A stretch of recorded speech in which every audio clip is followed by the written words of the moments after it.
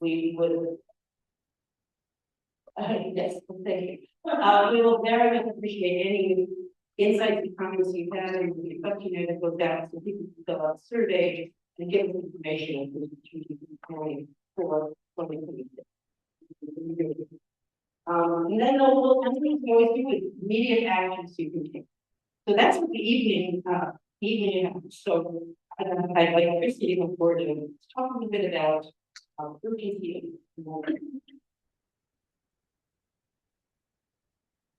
Good evening. All right, let's just jump in. Over the past few months, the United States has dramatically expanded its military presence in Venezuela. You may have heard brief mentions on the news: aircraft carrier strike group, the nuclear-powered submarine, and a new operation called Southern Sphere. What most Americans haven't heard is the story of what's happened, why it matters, and what it can mean for us here at home. The official explanation from the Department of Defense on the war is subtle. This is a counter-narcotics mission to stop drugs from entering the United States. And while that's reasonable, the facts tell a different story. And while many say it is to distract us from the Epstein files, I suggest to you that it is that, and it is also much more. For years, the DEA, independent experts, have been clear. The vast majority of illegal drugs entering the United States come from Mexico and supply chains into China, from Venezuela. Yet, since September, the United States has carried out more than 20 legal strikes on boats near Venezuela, killing over 75 people without clear legal authority. Colombia, one of our closest partners in the region, has even stopped sharing intelligence with us in protest. Venezuela has put its military on alert. This is not a small operation. It's an escalation that risks sparking a wider regional conflict. So, if Venezuela is not the main source of the country, why are we committing so much military power to its sources? Here's what you are hearing from officials. Venezuela has the largest proven oil reserves in the world. Over 300 billion barrels, more than Saudi Arabia, more than Russia, more than anyone. Extracting that oil is expensive and complex, but it remains one of the biggest energy crises on the planet. And history has shown us patterns that we should not ignore. Many Americans remember the Iraq War. We were told it was about the weapons of mass destruction. But years later, even former Federal Reserve Chair Alan Greenspan's stated plan in Iraq was largely forward. And after that war, Western oil companies gained access to the massive Iraqi oil. Today, our powerful oil interests remain some of the most influential political donors in Washington. They pay attention when a nation, the world's biggest oil reserves, Venezuela, becomes unstable or unblocked. None of this is to say that Venezuela's government is innocent. It faces serious accusations of corruption and criminal acts. But we must be honest about what our government is doing in that name, with our tax dollars, and potentially with the lives of American service members. If the United States is inching toward another foreign conflict, one that could destabilize the entire region, then the American people deserve to know the real reasons, just the convenient ones. So we must ask, are we truly protecting our communities from drugs? Are we once again drifting toward a conflict over influence and the priorities of donors? This is why your voice matters. This is why congressional oversight matters. This is why we must demand complete transparency from any administration, Republican or Democrat, before it commits American military power. Ask your representatives the hard questions. Demand honest explanations. Because when military actions escalate without accountability, it is the American people who are kept in the dark, and the American people who will ultimately pay the price. Let's take.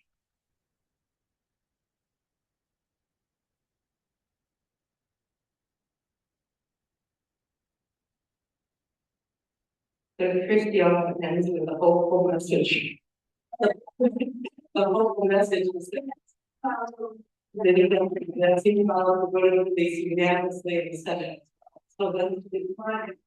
But much for the next Hillary, it's coming again. So tonight we have both the difficult values of some of what's happening to make people in margins our neighbors who are doing secure more than secure. And some of the kinds of things that our local people, incredible people are doing to be mad at.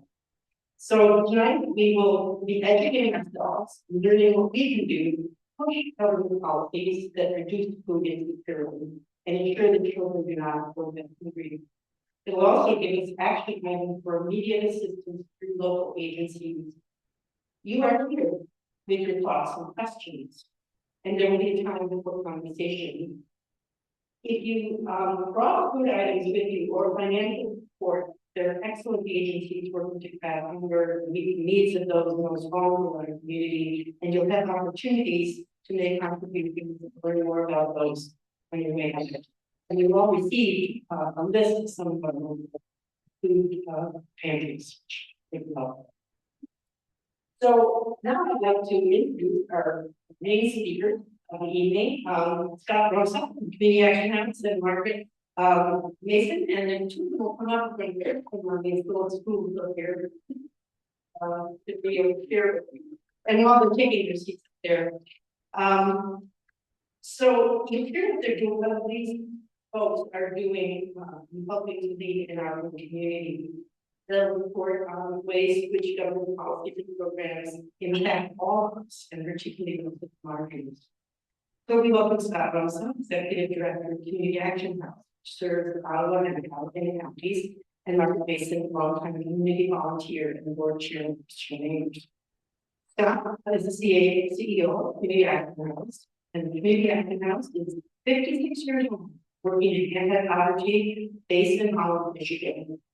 With degrees from Roe College and Grand Valley State University, as well as an MBA in nonprofit management at George Washington University. He's passionate about excellence and innovation in service and social and economic justice. Scott worked in business, education, and government sectors before transitioning to the nonprofit sector. Prior to leading Community Action House, Scott leadership positions at innovative nonprofits in rural Kenya and Washington, D.C. Afterwards, you could ask questions about those if you like. Joining the Action House represents Scott's return home to West Michigan, where he's glad to be serving his community and raising two children with Michael and Caroline. Michael and Caroline know fairly well, and they were going to be here because their mom was going to be doing something else. It turns out that they found a movie place to be, so we won't hear two children playing. So things will be a little quiet. Margaret is retired as a school psychologist because he moved to Pasadena, California, to be near California, and there he served on board fair trade store, much like our store Bridge in downtown Holland. The concerns with the well-being of people extend beyond our own national borders. 30 years ago, he was here to go back because for other things. It was forgotten law who saw Margaret's concern with the people in the community and recommended that she connect to neighbors. In checking out her Facebook page, I can attest that she has a wonderful relationship not only with the community, but with her dog. I was particularly to hear many barks that we were talking this afternoon. So these are wonderful people who care about all kinds of creatures and join me in welcoming them to talk more about food insecurity.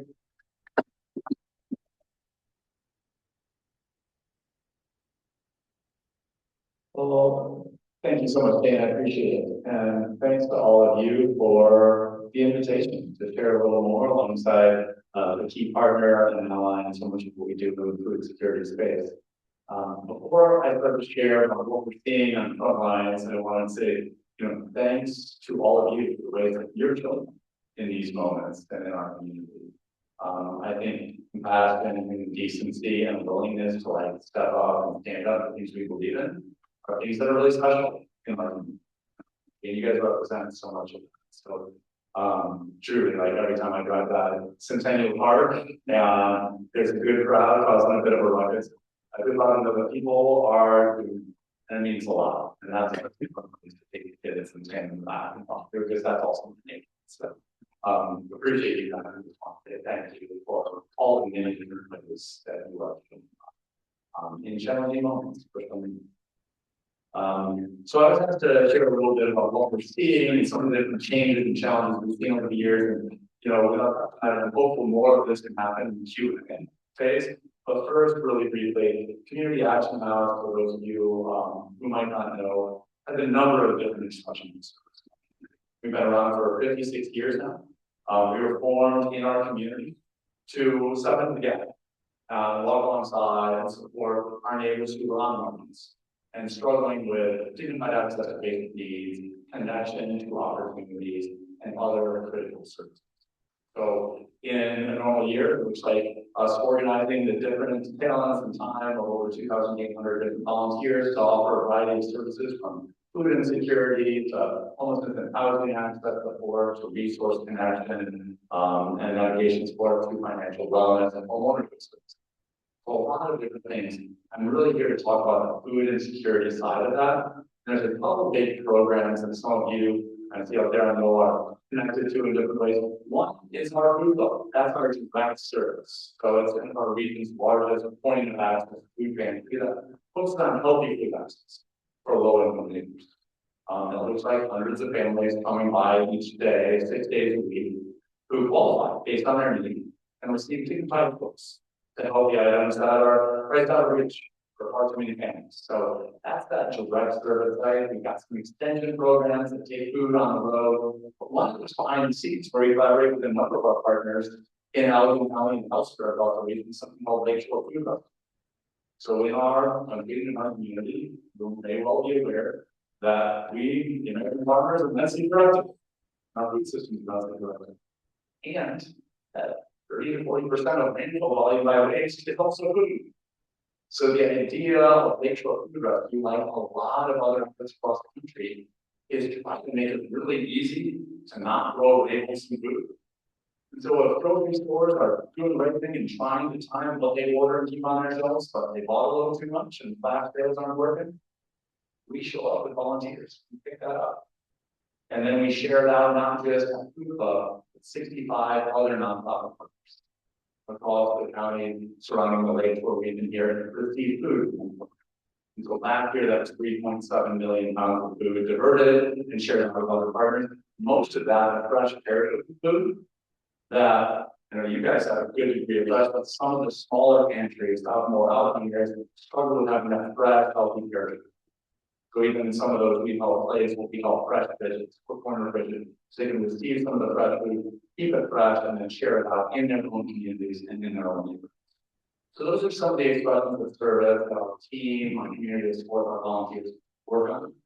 And this year that work, like in many crises or challenging moments, puts our team on the front lines, a lot of team.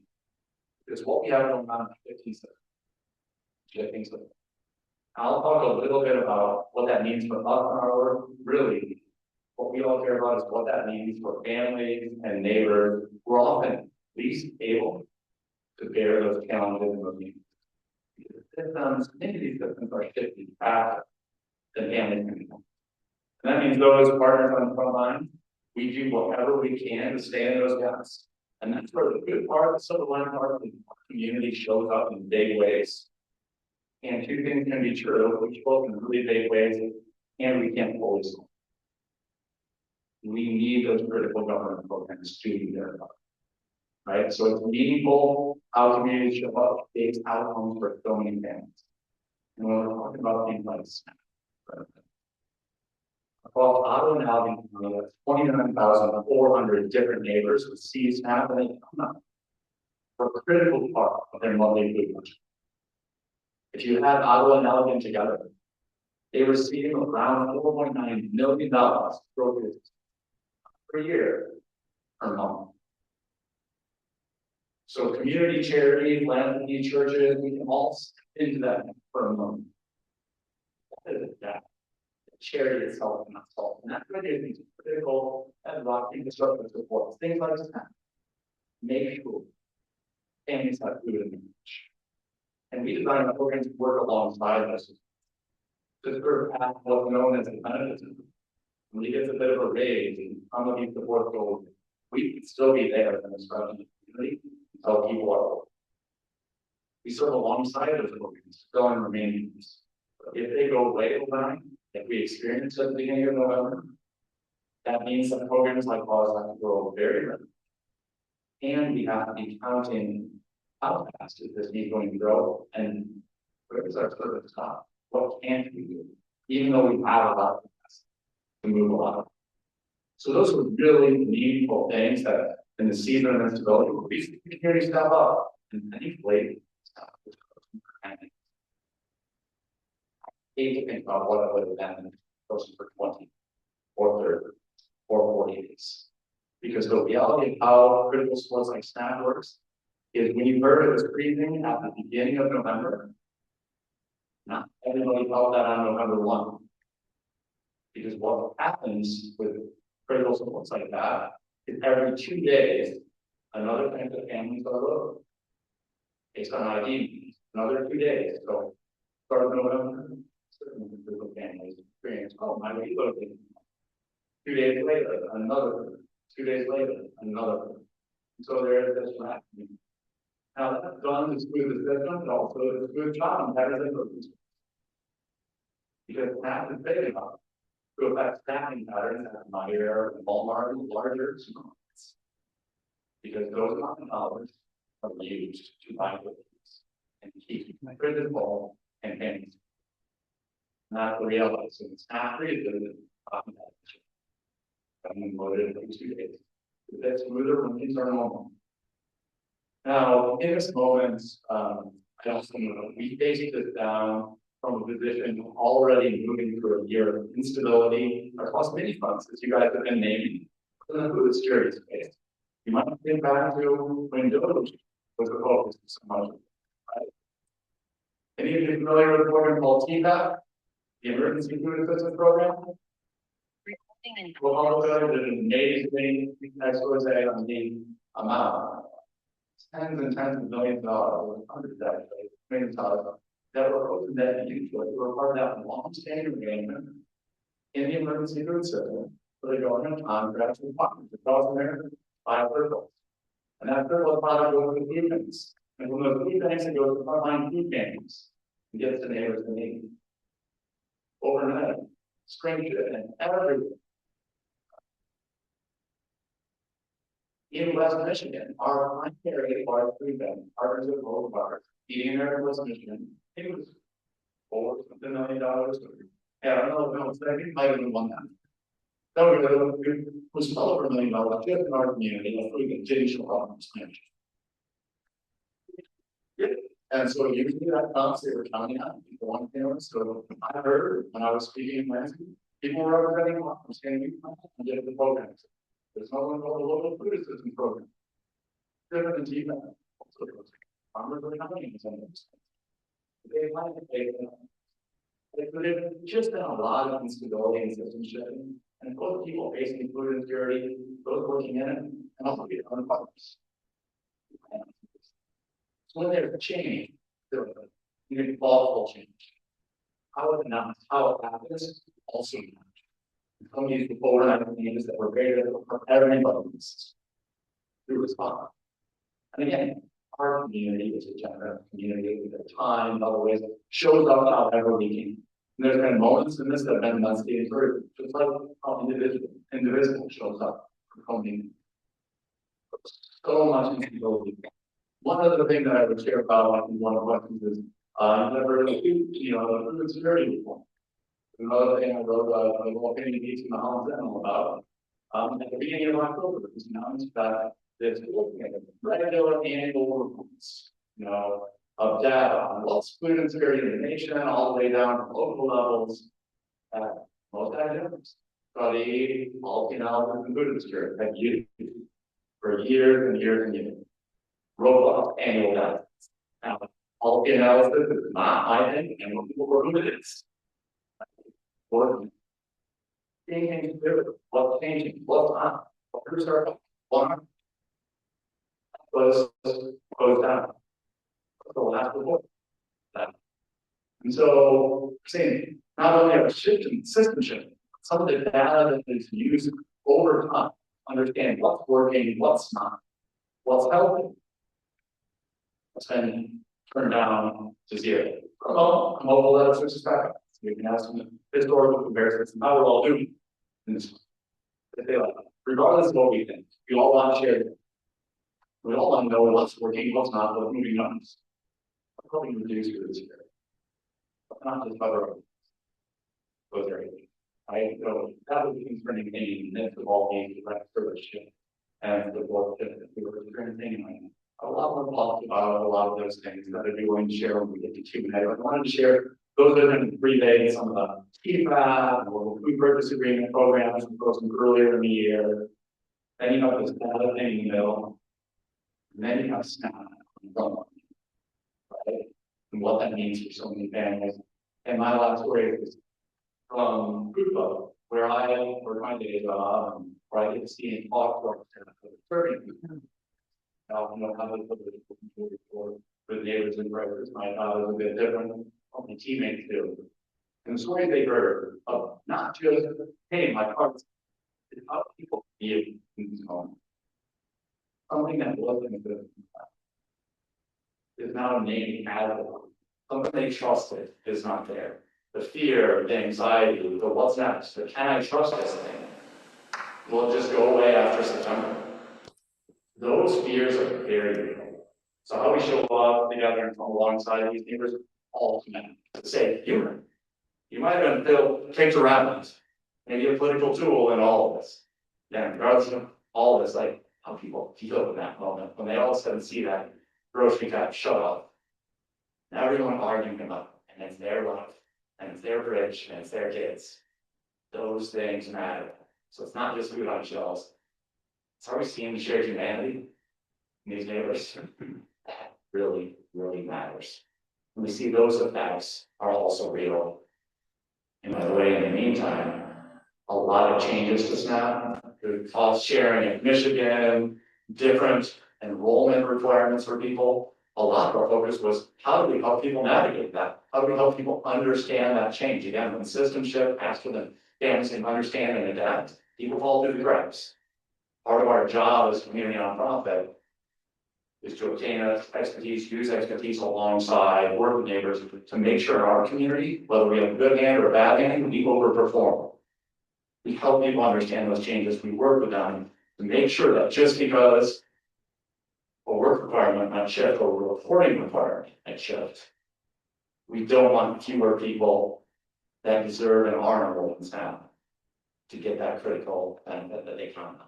And so we want to help them understand what's changing. And so now we're shifting into that mode again. It's like, let's help people understand those changes. And that's something where different states have tried to get to clarity faster than others. And it's been frustrating that even state entities, our state Department of Health and Human Services, has had trouble keeping up with all the basic federal changes. So the ability to communicate these changes, even to frontline partners, we're able to watch what's happening in other states and try to get information from them into our community, even if our local state partners don't yet have the clarity on what's coming. But that's just a long way to say. There's a lot of capacity out there. There's a lot of challenge. And it's on a lot of frontline groups to help navigate it alongside neighbors, also working with state, national partners to figure out these changes on behalf of these neighbors to help that be navigated. So loads of change in the system, loads of challenge in the system, and in the midst of it, how we show up together affects families, livelihoods, and local outcomes. And I am so grateful that that part is our community showing up as it should. And it doesn't displace things. We need both of these things working in concert. But this matters too. So I'm grateful for the community. Over to you. Thank you. Sure. All right. I am representing Christian Neighbors, which is a kind of bird's eye view of what Scott was talking, Scott has a broader view. There's information in the back of the church about Christian Acres, just briefly. We were founded 45 years ago by this church, the Congregational Church, St. Peter's, All Saints Episcopal Church, and the UCC. And now there are more churches involved, and Ganges and other places. What our goal is to address the systems created by poverty. We can't change the systems, but we're doing it by helping with food, clothing. Those are primary responsibilities, are food for everyone and clothing. And we also are able to help with rent and utilities and heat, gasoline, to go to community action house if they need to. We have 70 volunteers. There's no paid staff members at all. Our clients come to us, they're referred by churches or by word of mouth. The client base is a particular catchment area, which is in Fenville, Saugatuck, and Douglas, and part of Holland. There are other food assistance programs, and there's a list of those that you were given. So neither of us can help everybody, but we're very lucky in this whole wide community of having a lot of people who are able to help and want to help. If someone comes to Christian Neighbors and they are not in our particular catchment area, we always give them food, no matter what. And then we refer them to where they need to go. And how our system works. I see Barb Steen is here today, who works at Christian Neighbors in the office with me, and my husband works helping the clients get food. There's that, once they enroll with us, they're given a food card that lists the number of people that are in their family, and we give them the food card in the office to check in, and just as you were saying, people especially now need a lot of assurance. They're worried what's going to happen to you, and one of our jobs is to assure people you're okay. We'll take care of you. We're aware of what's going on, but trying to lower the level of anxiety. And with the food card, they go from our office into the food pantry, where in fact they shop. They're given a grocery cart and bags to carry their food, and someone like my husband goes around with them, and based on the number of people in their family, you could have 4 cans of vegetables or 2 chickens or whatever. And the person going around with them also tries to assure them, make them feel welcome. Don't worry, we'll take care of you, because we all worry. That's why we're all here. Our clients might live in Section 8 housing. They might live in their car, I'm sorry to say. They might live in a tent. We had a client recently who was living under a bridge. She has since moved, but I don't know where. You all may know about the guy who's living in Wood Park, who part of his issue about living in the park is that he had a pet, and he couldn't go to any place where he could keep the pet, and so the cat was being housed temporarily at Wishbone. By the way, we have a partnership with Wishbone also, so our clients can get pet food. We have, well, not every kind of pet. Somebody told me he had a bearded lizard and didn't have anything for that, but we do have cat food and dog. We also have migrant workers, and I just brought a couple of these. We have cards written in Spanish and English that tell the migrant workers what are their rights, what they don't have to do, what information they're not required to give, and how to get help if. And we've had a couple of clients who've been disappeared by ICE. One guy who they've been married for 17 years. The husband was the support of the family, and he was sent to Venezuela, but they're actually Mexican, and it's all, confusing when he could come back, I don't know. So the anxiety you were talking about, Scott, began to manifest itself in October when we began to have the Feeding America trucks going. So in October, we had 312 visits. That's about 50 more visits than we would have. November is going to be even more. We're not finished with November yet. So we had food for 260 families, and that was 950 people.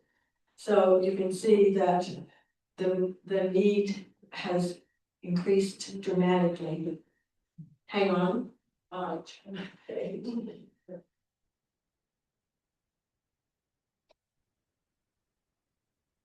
So we have, besides giving food and help with rent, help with utilities to the extent we can, but we have to tell ourselves and sometimes our clients, our main goal is food and clothing.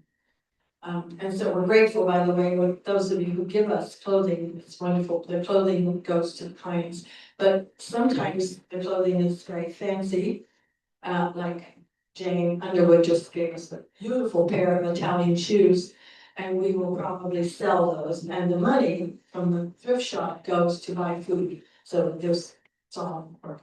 And our food budget has gone from about $10,000 a month to about $12,000 to $13,000 a month, just buying the food. If you all go to the grocery store, the food is more expensive, and even the food that we are able to buy at a much less price, much lower price than we can at the grocery store. Everything, all the food is more expensive, even what we can buy. So we have a soup drive every October, and some of you may have donated soup to that. We collected nearly 3,000 cans of soup this year. We have a cereal drive that's in May, and in the summer, we give our families many more boxes of cereal. Those of you who have children, their children are home then during the day, and cereal is very expensive. And if you have children watching them eat, so it's several bowls of it. And we also have a peanut butter drive in the winter, because that's a good source of nutrition. We are very lucky that we are well supported by all of you, by members of the community who come in and either give us clothing that we can give away or money with which to buy food. Some people give us food, which we're grateful for, but it's much more useful to us to have money to buy food, because we can buy food at these wholesale places where you do, and it's a lot cheaper. And the Christmas play and Christmas carol, which I hope all of you go to, every year, they give us all of their profits. We are partnering with them. So other than the money they need to keep to buy a new costume or something, is all the Wilfords who organize that keep not one penny, and they give it all to Christian neighbors. The turkey trot races, Thanksgiving races coming up, they're giving all of our money, all of their money to us. And just like Lake Vista, for example, people sometimes complain, well, I won't shop there, it's too expensive. They are so generous and kind to us. They give us lots of food. They help with turkeys and hams and other kinds of food. And if you notice in Lake Vista, you'll see a paper bag that will say this bag costs $18.23 or something. And all of they choose food that they know we can use, and all of that food comes to us. So again, and those are just a few of the places that are generous to the community. Sorry, I wrote all of you on scrap. Oh, right, we have a back to school program, and we give 2 outfits to every school-age child, and a backpack full of their needs, and shoes. If we get enough money, we can give them a coupon to buy shoes at Walmart's. We have a coat program, and every client is entitled to a new winter coat. The adults every 5 years, and the children every 2 years. But if it's an infant, the next year they get a new coat. And seniors, our senior program, we have help at Douglas, the Cove. We have someone who makes sure people get haircuts and manicures and a birthday card, and the seniors also in particular can go to Community Action House, we give them a gas card so they can get there. And help buy the the food card, so they can buy, because a lot of, not a lot, but probably of our clients, probably 20 or 30 seniors don't want the food that we have, which is, maybe canned green beans, and they're on a salt restricted diet, or they need Ensure or something, so that they can grateful to get to shop at Community Action House. I think that is the overview of what we have going on right here in Douglas and Saugatuck and Fenville. And I'm grateful to be here to explain. Great, thank you, Margaret. I'm curious, if anyone has questions, I'd love to go more detailed in like what we're seeing and feeling. I have never contingency planned as frequently as I have this year in leading the organization, so lots of diving into issues and trying to figure out what's next. That's the reality, so whatever questions you have, I'd love to go into them. So if anybody has questions in particular, we have, you can walk, do you mind walking up to the mic? Otherwise, it's complicated, but I, okay, very. Nice try, Perry. Hi, I'm Robbie. Keep it up to that. Hi, I'm Robbie. I'm visiting from Ohio. And I was curious how the school lunch and school breakfast programs work in Allegan and Ottawa County. That's my question. Well, I believe, I'm aware of the Saugatuck, not the school district and Fenville, I think, and Pullman actually. I think most of those schools, they get free lunch. Because we're not asking you what's your income. But by the way, we don't ask their income either. But our clients say, are you on SNAP or do you get any kind of assistance? So we don't ask them how much social security they have or anything like that. And the other quick thing I meant to mention, during this time of anxiety, our clients can come every 30 days and get food. But right now, they can come every 2 weeks if they want to, if they need to. So I believe the food in the schools, or so there's also a program where they give the children you can correct anybody, food to take home after school, so they will have a meal at night. In terms of, just adding, Bobby, thanks for your question. Our state, a little while back went to universal free lunch and breakfast. And this last state budget cycle, that was very contentious. So it almost pulled out. But at the end of the day, the negotiation kept that funding in. And I know a lot of our schools and also local families were grateful. So that is a universal benefit in Michigan. That is a relatively recent thing. And it did almost go away as recently as September, October. But thankfully that did go through. So those who were following that was a really big deal for our schools and so many families, because that almost got pulled back in the midst of this year too. So that was more instability people were hearing about. Are they going to lose that support as well? And thankfully, the state of Michigan got that funding in play. Again, keeping the anxiety level of our clients as high as possible is what's happening right now. And I have to say that last spring, several times, our clients would say, oh, thank goodness, I hope Trump wins because he's gonna make our groceries much lower, it'll be much better, so I'm gonna vote for Trump. People came into the food pantry, one guy who went around with my husband, had a bag of hat, and he was very proud. And it's very hard to not to say, you. Like,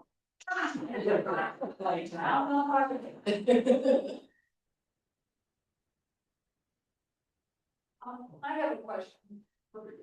Okay. Have there actually been cutbacks since January in funding for food? I understand yes and no, but I know your trucks were coming with half empty. Or not coming, and This is before government closed down, right? Yes. right, correct. So the data I quoted you is really October before the government had closed down, but already we were seeing people feeling that they were having trouble with food. And the other issue we both didn't talk about is heat. That Yeah, and like there's so many different systems. We're gonna talk housing, homelessness, but just to food, to your question, the Emergency Food Assistance Program and the Local Food Purchase Agreement are two massive federal programs. Both were frozen early in the year, and that meant food benefits were cut, and those weren't benefits per household. Those went to food banks and went to distribution sites across the country. Those were cut early in the year. And so, yes. Unfortunately, people, I don't think understand that. It has not been publicized for everyone to understand. Now, I would also like to make a little plug for my church, All Saints Episcopal. We had a drive a couple weeks ago and our endowment fund matched it. And we were able to send $5,000 to Christian neighbors. And we're going to do it again this Sunday. So if any of you are interested and want to have an endowment fund match, Hand it over. hand it over. So, and we don't get any government grants, just so you know. We are 100% dependent on people, the community supporting us. And to be clear on that, I'm not talking about government funding that comes to frontline organizations. I'm talking about food that is bought from farmers that goes to food banks that ends up at frontline pantries. So I've been asked to ask you by one of your volunteers about community kitchen and what that does. And that's not my question, that's David's. So I have another question. Yes. So for over 30 years, we've run Holland's daily soup kitchen, which we call the community kitchen. So it's a place of respite, welcome, and service for neighbors that need a prepared meal every day. And so that's been a program like founded in love and on a value of shared hospitality for those that might often not receive it. So that is a program. We have a lot of different programs I've not talked about today. I could be up here 2 hours talking about the many different things that happen. We also run a community garden and all the things. But yes, the community kitchen is a meaningful part of what we're doing. That's been a partnership hosted at Western Theological Seminary for many years. And what's coming next in the next season for that is it's going to be moving to our partners at the Salvation Army. In many communities across the country, the Salvation Army does host a soup kitchen, provide homelessness services, and a lot of other supports that are adjacent to many of the things we do. And so one of the positive views of this change is that we're going to be able to work with a partner that has other supports and other programs that work very closely with what we already do at the community kitchen to integrate those programs and opportunities for our guests. But it's another bit of change, and change is challenging to manage on timelines that are not all our own. Right. And so with the government changes, those are challenging. This is like changing where something is and working with our guests to talk about where it will be and how we move around, because that is a shift for those that have relied on that daily. And our volunteers have been such a meaningful part of that expression of hospitality in our community. And I'm very grateful that the Salvation Army will be that hosting partner, but also a program partner to offer some of their other programs and supports for some of our neighbors. So I'm just realizing that we have probably time for one more question, so it's not fair that I take it.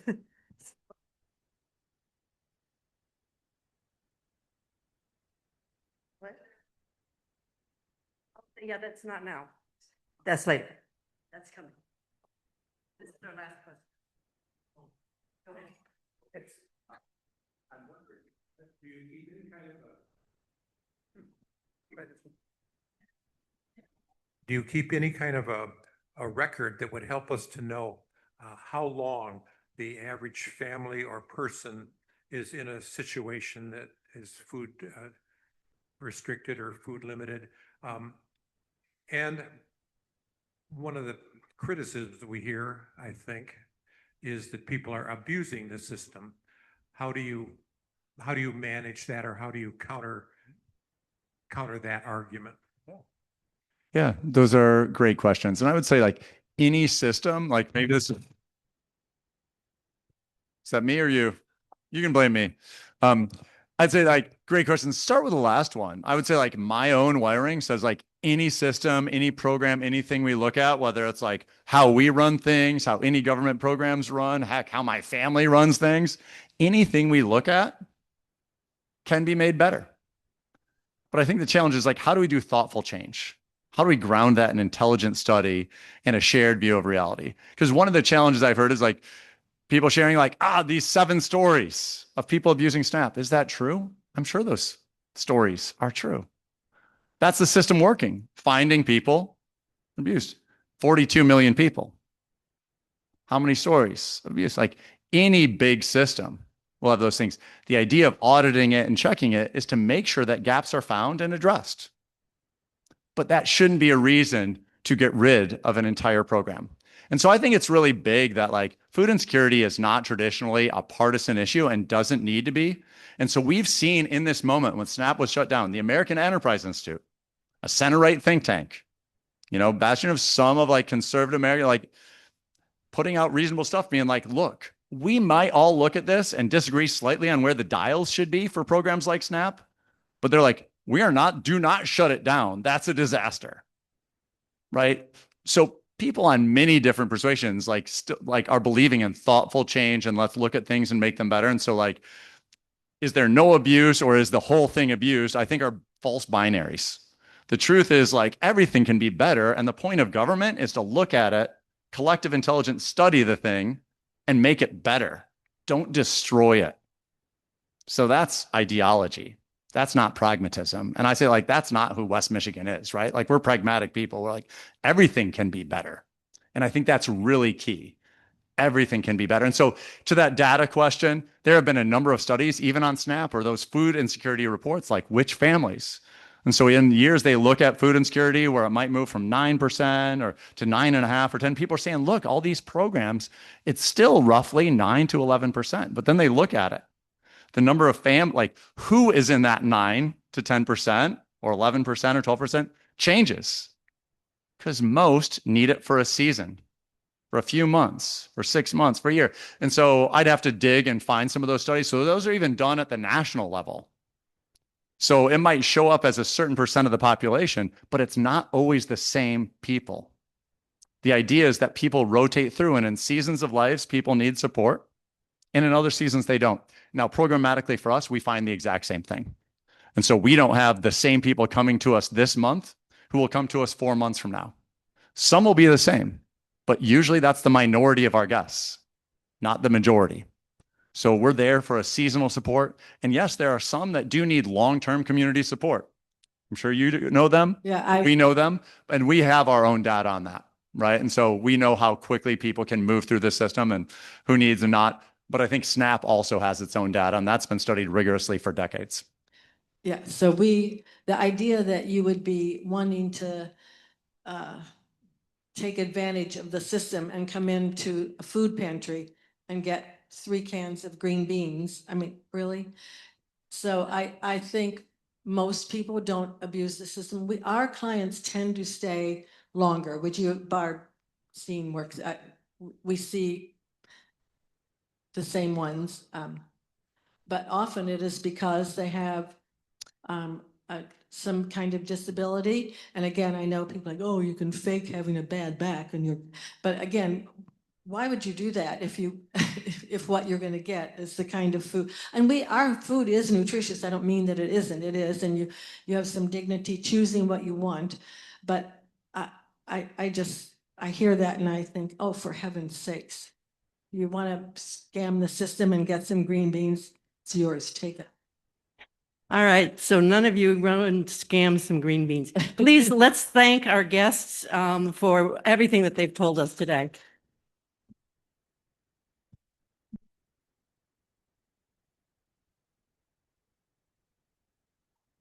And David, I think, is coming up to tell us a little bit about what the exciting things that are happening with rapid response. Yeah. All right. So, bienvenidos. Welcome, everyone. We had there we go. Okay, I won't walk far. Don't worry. You got Larry, somebody at the back anyway, Flip, to keep me from getting out of here. We had a launch on Saturday. So Todos Bienvenidos is now up and running after about 3 good months of planning and work of many, many hands and many, many people in this room, including Well, if I had everybody stand up, why don't you? So we can see your faces who has worked on Todos Bienvenidos. Hey, thank you, thank you, thank you. Um, we had a training a week ago tonight. We had 82 people who came for training, 42 as a supplemental and 40 that were new. We now have between 75 and 80 volunteers in each of our signal chats, the one that responds to ICE sightings and the one that responds to the needs for families that have been impacted. So it's an amazing, dedicated group of people. We'll do our next training in South Haven and then one in Holland. We did simulation runs and found that we had enough people willing to respond to any need, whether it was Hamilton, Fenville, South Haven, Douglas, or Holland. So we were feeling confident that we were ready to go. And we're currently following one family who has lost a dad to Baldwin Detention Facility, leaving his wife and 5 children behind.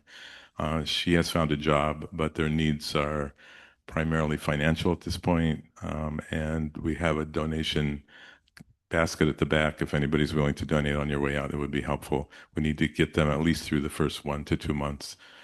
His wife's found a job, but the first paycheck doesn't come right away, as we all know.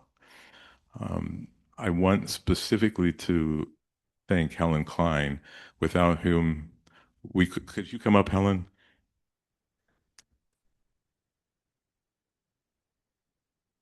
All right, but let me please. Aaron, do you want to bring up the picture? That's what I'm going to say. All right. I just wanted to say, because we need an IT infrastructure, and everybody knows that people our age don't exactly understand IT and how these things happen. And Helen put together our voice tree. We have 3 different phone lines that ring and a phone tree, and then the ability to have signal chats and be able to respond, put messages out. We have dispatchers, 7 of whom who take these calls and had to be trained, which David did. I just couldn't have done it without Helen. I think she worked almost around the clock for about the last 2 weeks. So thank you very much, Helen. And now, I just want to say thank you to this man, because he has done a great job of leading us and keeping us going, really, because I'm working on stuff and he's got another thing he wants to do. And I'm thinking, oh my God, I got to get involved in that. But, really, it's been great. Stay here. Okay, so it takes a community, and you want to put up the picture now, please, Aaron, there. All right. We have some superheroes here of democracy, of rapid response, standing in solidarity with our immigrant neighbors, and they have been incredible. The 2 of these people before you, and I'd like to ask Pam Landis and David Blatt to also come forward, please. Where are you, David Blatt? And come forward, come forward. There are many parts, and part of it is training all of these people that these folks have organized and done incredible training and incredible work. So these are some of our superheroes, and I have that slide that you're looking at there. I have a copy, except for the beautiful one of David. And David, that came in late. So anyway, thank you, and let me give you your little cards. That out. David, you understand that one to everybody? Yeah. So anyway, you keep watching for this work, keep being involved in this work. It is so very important. And here you go. I'm sorry, I had to steal this back. There's a flyer at the back, and it has our number on it. We want our number to be disseminated now. We want this in the hands of people who will be impacted. So please, we also have a 501c3 fund, which is sponsored by Hope Church in Holland. Please donate. That's the money that goes directly to supporting these families. It's not operational. It's totally for family support. I appreciate every tax-deductible dollar that you can spare. Thank you. So thank you very much. It's just the work they're doing is unbelievable and important. So there are one other group of superheroes for democracy. So next, there we go. Building community is sometimes about having fun while you're educating your community about what the important issues and needs are. Our superheroes for democracy created the SOS Democracy Float. It was one artist's vision, Dawn Stafford. And Dawn, if you would please come forward. With lots of helpers. Here she is. She envisioned using this this amazing float, this boat that others helped design and saw it through and kept having great ideas. Oh, she said, we need waves at the back. So suddenly we were painting waves that had all these signs. And then we had choreographic dancing in the front. So Linda Graham, if you'd please come forward as well. Linda was our choreographed. If you went, she was the butterfly kind of wings flapping around in the front that was supposed to be directing us in movement. And we moved. I don't know exactly how coordinated we were at the end of the day, but it was great fun. Others that really helped, Jim Irwin was very important. Flip and Pam Molinar, would you please come forward as well? I was told that you were captains of the boat and helped to pull it all together. And Erin Wilkinson, who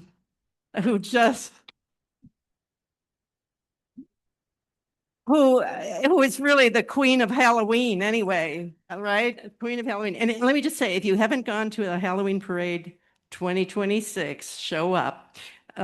So anyway, I just want to thank each one of you for what you did to create community, for the beautiful artistic ways you brought your gifts, and how important that was, and how community building it was. There were about 30 people involved in providing that float. And some of you may have danced or were part of that. Would you stand up if you were part of the float in any way?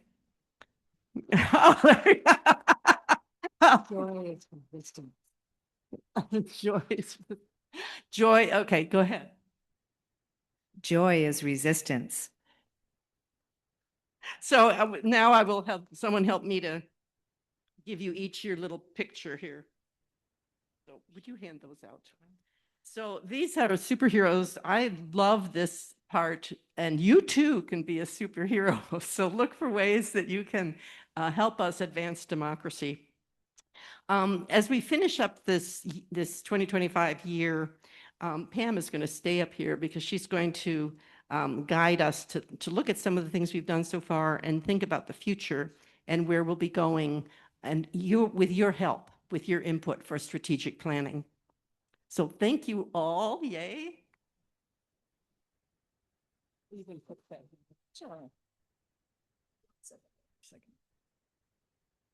Okay. So I'm going to talk about the year-end review here, and I have a couple of slides, I think that, there we go. Okay.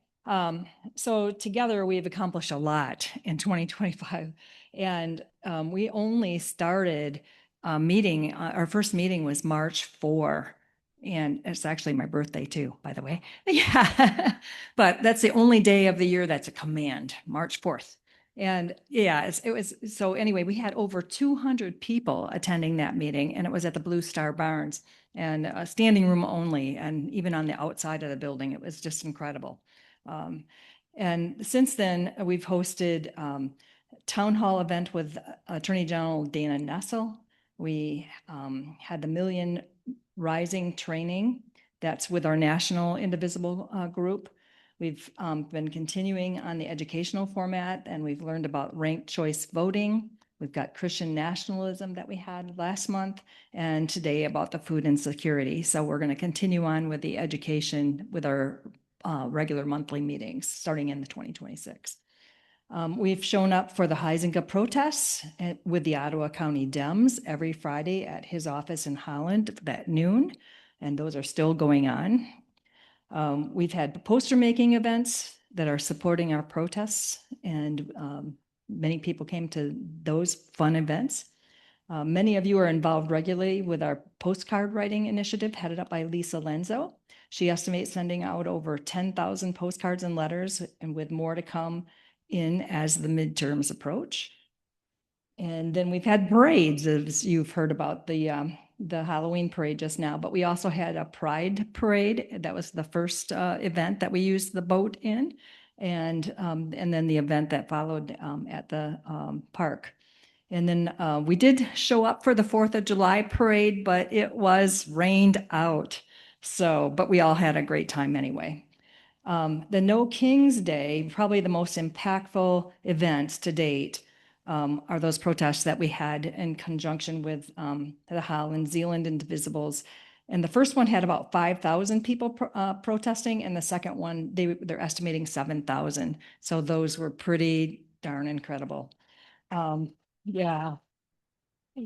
Then we also have We the People Talk events that are held 2 times a month, and they're hosted by John Cannon. He's in the audience here somewhere. And those are at the Douglas Library and the Blue Star Barn. And this is a really good place for people to come and share your ideas to how to protect democracy. And we now have our rapid response to ICE up and running, and the mutual aid and family support, as you just heard about. And that's a tri-county initiative that is with the Ottawa County, Allegan County, and Van Buren. So that's amazing. And then we hosted the Vigil for Democracy in October at Wicks Park, and over 160 people were part of that, which drew talent and supporters from Holland, Saugatuck, Douglas, South Haven to speak and sing about personal and social relationships with democracy. And then we also have made a commitment to make the midterm elections a major focus of our group. So many of the people in the steering committee are already learning about canvassing and successful ways to get out the vote, and we'll be making a major push to continue that electoral blue wave that we saw just recently. And under the direction of Ron Collins and Monica Baker, Ron is in the audience somewhere too, I saw earlier. We completed a successful fundraising campaign. The Mount Baldhead Climb for Democracy raised over $11,000. And then in total, $33,000 was raised to support our cause, with many of the donations coming from you by purchasing these t-shirts, which they're available out there back at the back for donation, if you'd like to.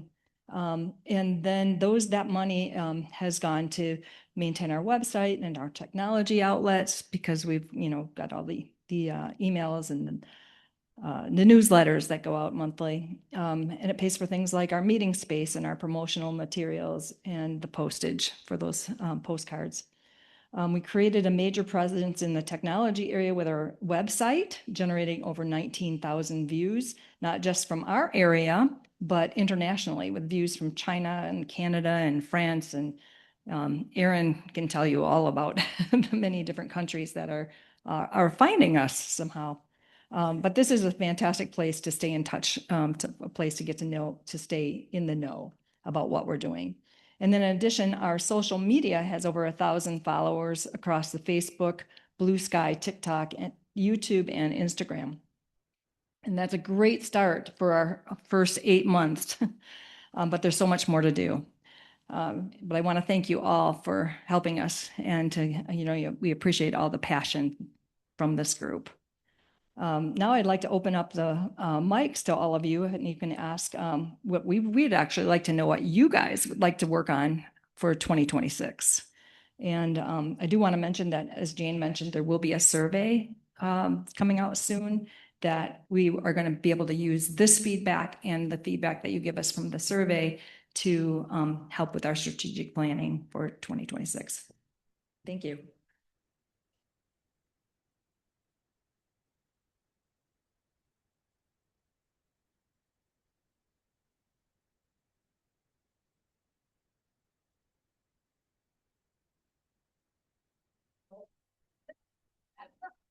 This isn't about what direction, but okay, I'll just speak from here. Sure.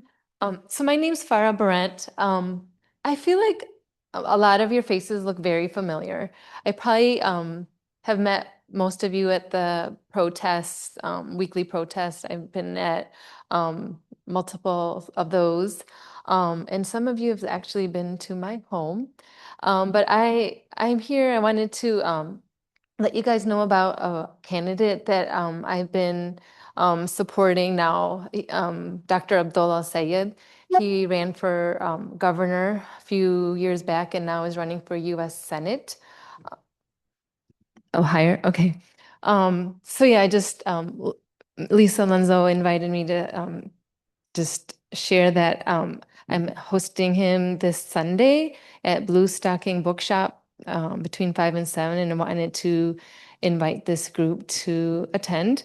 But would I be able to share a few words about him?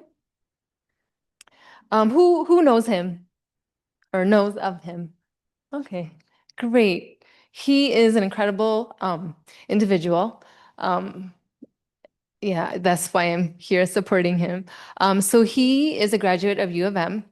And I just learned that this summer that it says on his website that he graduated with the highest distinction. And I learned what that was. He graduated as a valedictorian of his class. So that was an unbelievable feat. He's also a Rhodes Scholar. So he has actually 2 doctorates. He went to med school and he also has a doctorate in public health. He ran the Department of Health of Detroit. He ran for governor and lost against Gretchen Whitmer, and then headed the Wayne County Health Department as well. And during that time, he did so many things, like he fought corporate polluters. He was able to get thousands of glasses to kids that needed them. He was able to get iron out of elementary schools. And as director of the Wayne County Health Department, he was able to get rid of $700 million of debt, a medical debt for 300,000 individuals. So he was voted public official, health official of the year by the League of Conservation Voters. So if you have met him, you know what an unbelievably incredible person he is. He leads with so much integrity, so much compassion. He's so genuine. So just wanted to invite you guys to the fundraiser that I'm co-hosting in Holland.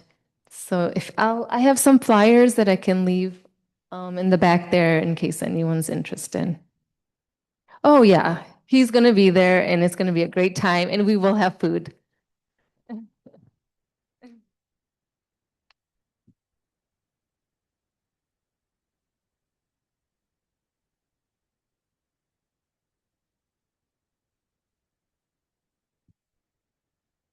I think that's a great segue to, I think, what probably is one of the most important challenges that we have coming up, and that's the midterms. Most important challenges that we have coming up facing us all the way up. Okay. And that's the midterms. If we do not continue the blue wave and take control back, we're really in a bad shape. So I think for the Indivisibles, I'd like to see us really working to learn how to register, to get out the vote, to canvass, to support, to the progressive candidates, the young bloods we need. No more blue hairs, no more old men, young bloods, young people with vision and passion that we can help pass the torch on to the next generation.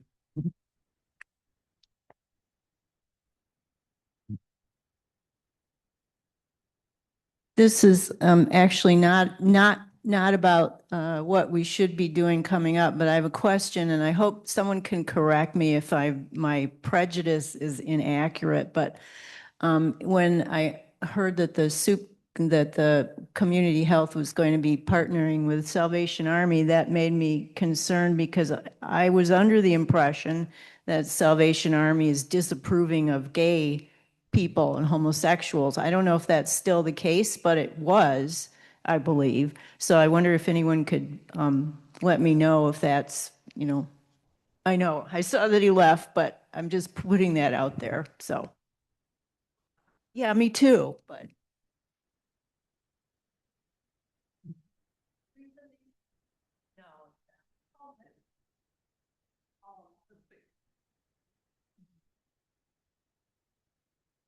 I think it's a really important question and we'll follow up and find out.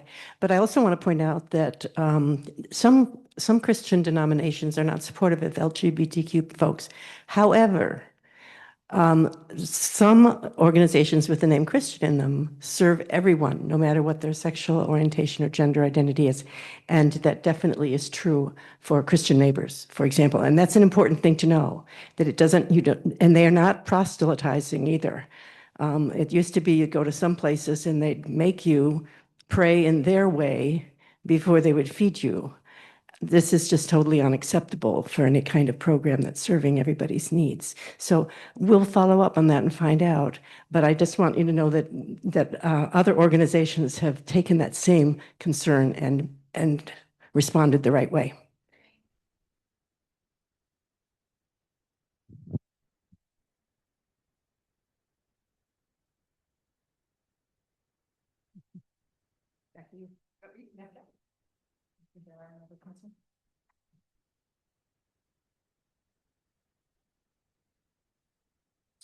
So you're very quiet. I'm going to take that to mean, number one, you love what we've been doing and you want us to keep doing it.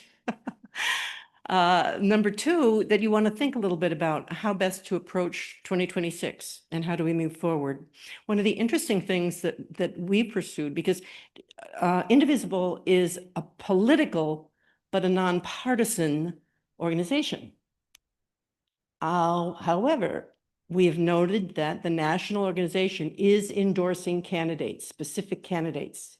So it clearly opens the door, I think, for we as an individual group to endorse candidates. What is limited, and I think people might want to know this, is that they have limits in terms of the funds. So when funds are donated, they can only be used to get out the vote. They can be used in those ways, but you can't give that money to any candidate.